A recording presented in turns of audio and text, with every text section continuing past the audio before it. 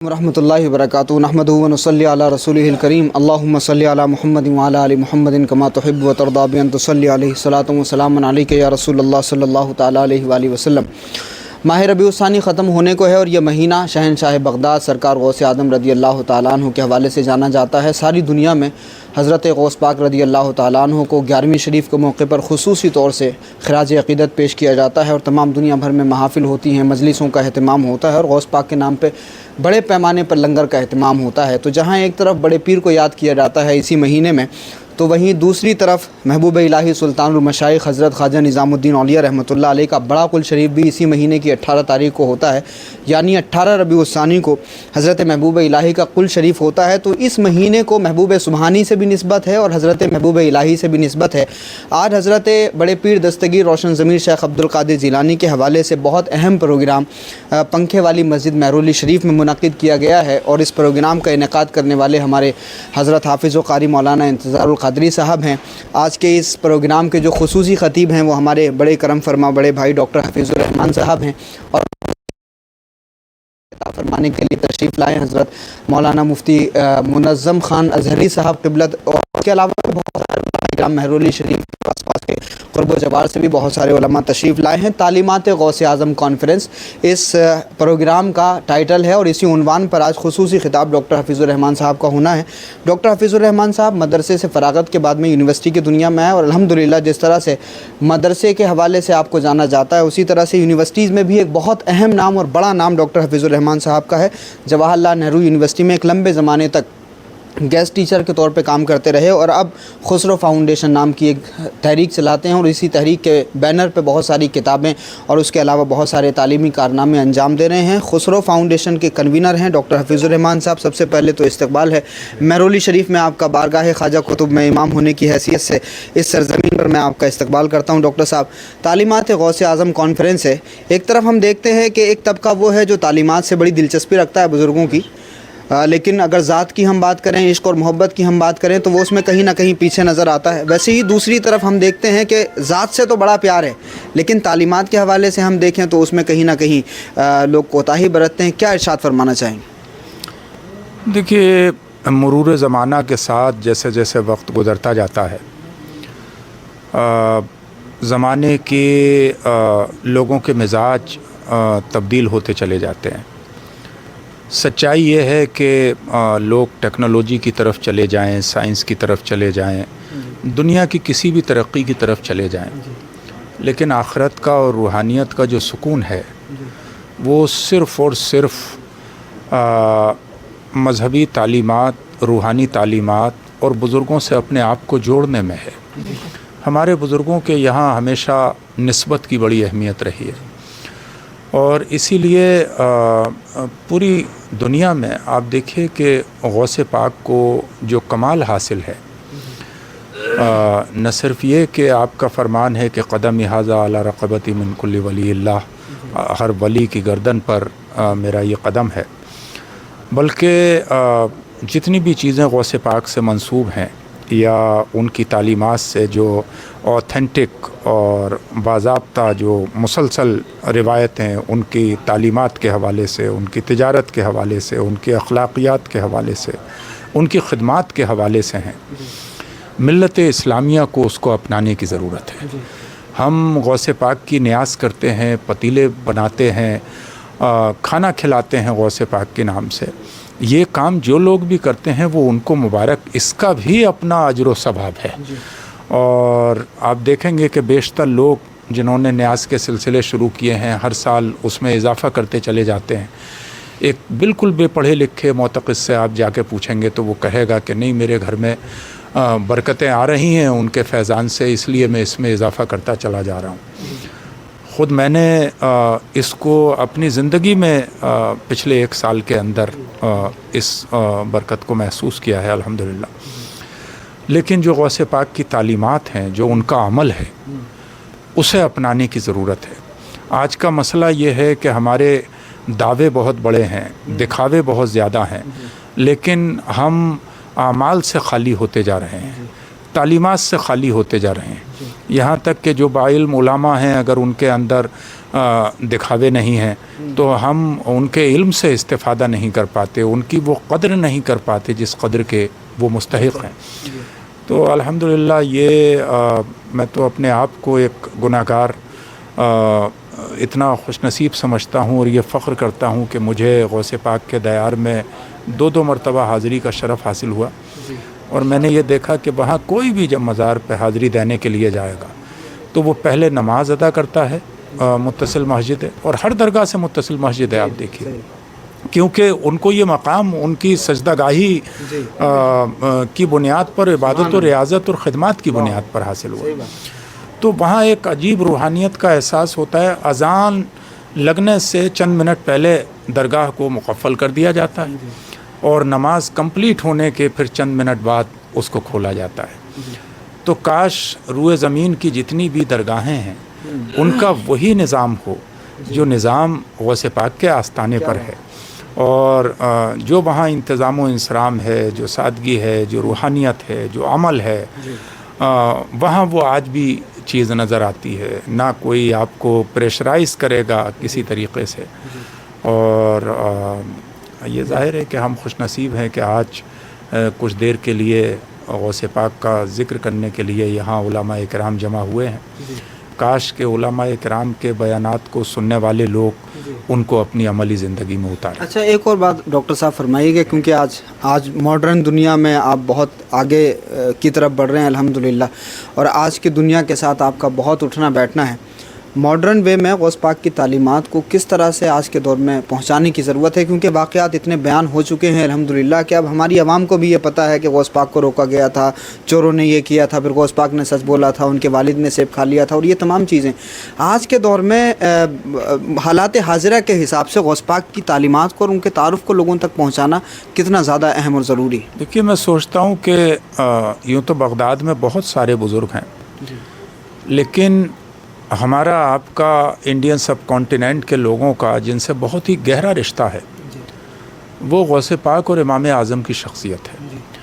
امام اعظم کی شخصیت اس لیے کہ ہم حنفی المسلک ہیں, اور غوث پاک کی شخصیت اس لیے کہ ہمارے بیشتر علماء جو ہیں ان کا سلسلہ قادریت سے ان کا تعلق ہے.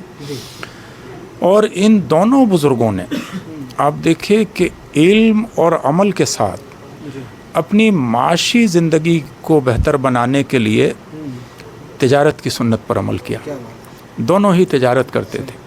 عام طور سے جب گفتگو ہوتی ہے تو غوث پاک کی تجارت پر, امام اعظم کی تجارت پر کم گفتگو ہوتی ہے, یا ان کے علمی کمالات پر. ہم جب بزرگوں کا ذکر کرتے ہیں تو خالی چند ان کی کرامات کو ذکر کر دیتے ہیں, اور شاید وہ اس لیے کہ جو عوام بیٹھی ہوتی ہے اس کی علمی اور ذہنی سطح یہی ہوتی ہے کہ وہ کرامت کو تو سمجھ لیتی ہے, ان کے علمی معاملات کو نہیں سمجھ پاتی.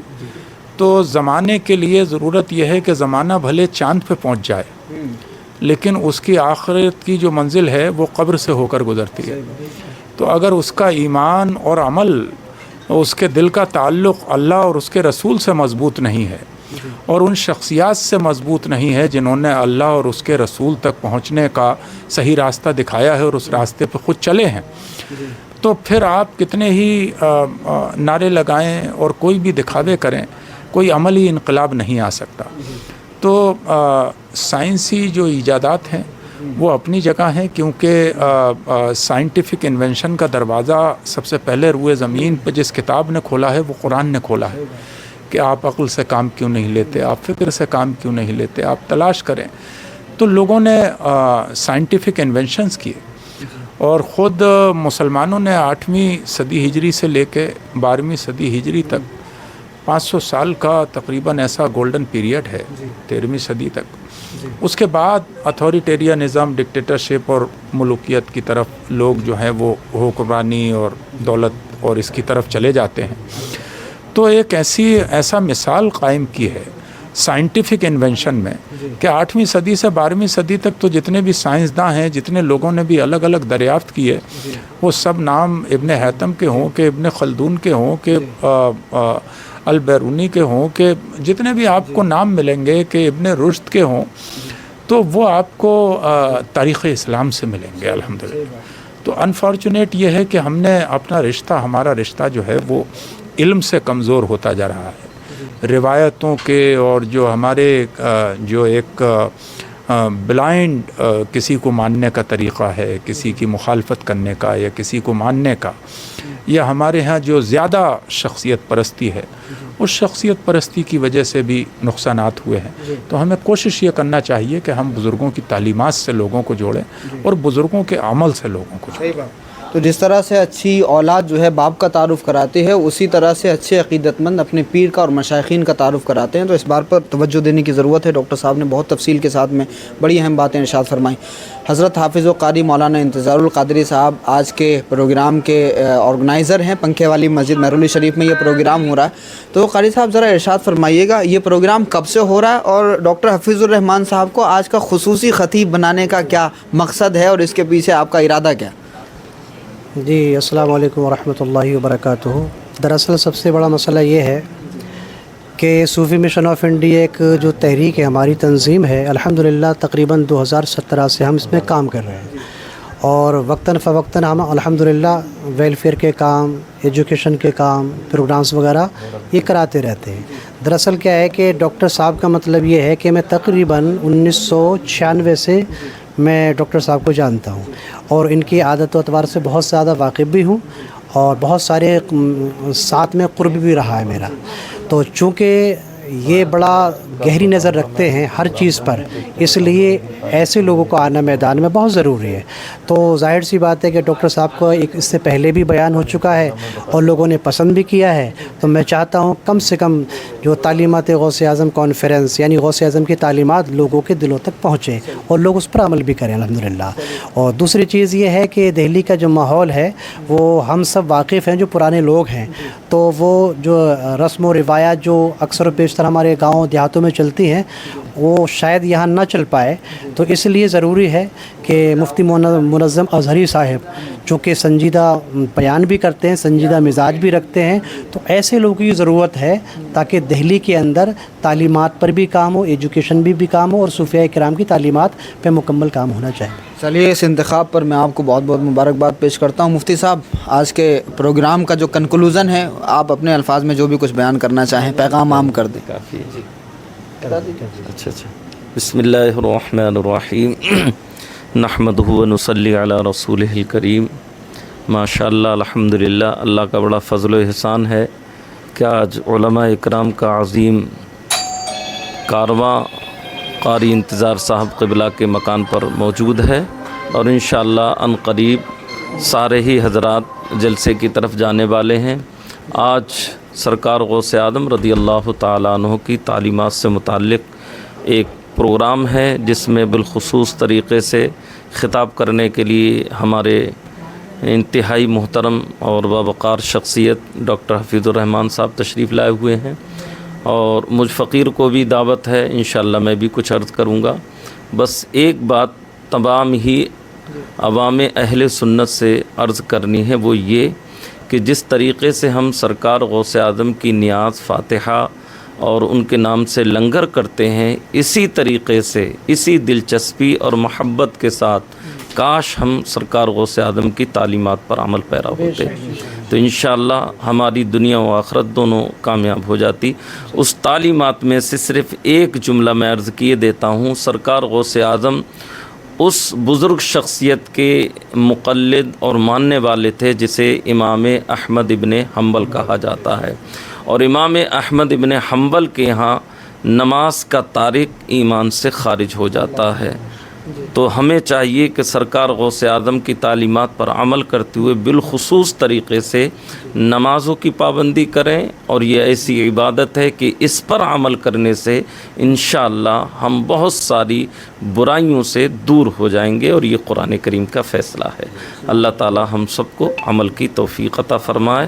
بہت بہت شکریہ، مختار اشرف صاحب قبلہ نے بولنے کا موقع دیا۔ السلام علیکم۔ علامہ جامی نے ارشاد فرمایا تھا گویم ز کمالے تجھے غوث الثقلینہ محبوب خدا ابن حسن آل حسینہ کہ اے غوث پاک آپ کی کمالات میں کیسے بیان کر سکتا ہوں، آپ محبوب خدا ہیں، امام حسن کے بیٹے اور حضرت امام حسین کی آل میں سے ہیں۔ اللہ رب العزت نے ان کو یہ عظمت عطا فرمائی ہے، 850 سال ہو گئے ان کو دنیا سے رخصت ہوئے، لیکن ساری دنیا میں حضرت غوث پاک کو خراج عقیدت پیش کرنے کا سلسلہ اب بھی جاری ہے۔ جو خود کے لیے جیتا ہے اس کے محل بھی ویران ہو جاتے ہیں، لیکن جو خدا کے لیے زندگی گزارتا ہے اس کی یادیں لوگوں کے دلوں میں زندہ رہتی ہیں۔ اللہ پاک ہم سب کو غوث پاک کی ذات کے ساتھ ان کی تعلیمات سے بھی پیار عطا فرمائے۔ بہت شکریہ، السلام علیکم۔